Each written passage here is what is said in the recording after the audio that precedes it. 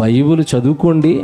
నిజంగా మనసు ఎంత తేలిగ్గా ఉంటుందో తెలుసండి, ఎంత హాయిగా ఉంటుందో తెలుసా బైబిల్ చదువుకుంటే. అది అనుభవిస్తానో నాకు తెలుసండి.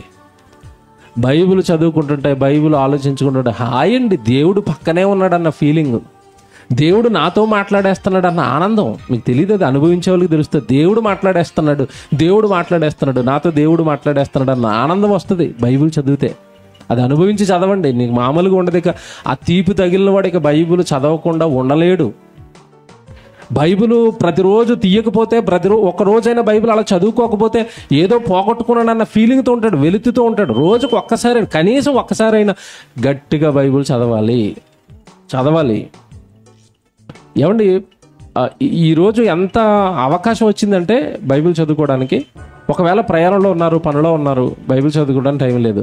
సెల్ ఫోన్లోకి బైబిల్ వచ్చిందా లేదా ఈరోజు?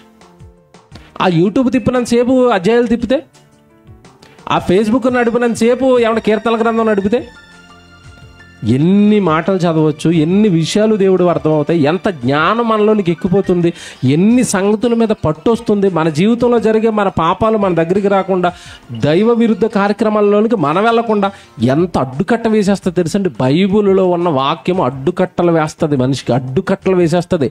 నువ్వు తప్పు చేస్తున్నావు, నువ్వు తొలిచేస్తుంది, శోధిస్తుంది, ఆపేస్తుంది మనిషిని, కట్టి పడేస్తుంది మనిషిని. వాక్యానికి శక్తి ఉందని వాడుకోవటం లేదు మనం. ఆ శక్తి వాక్యానికి ఉంది, దేవుడు మాటలకు ఉంది, వాడుకోవటం లేదు. అలా వాడుకున్న వాడట ఈ జీవంలో నుండి నిత్య జీవంలోనికి వెళ్ళిపోతాడు.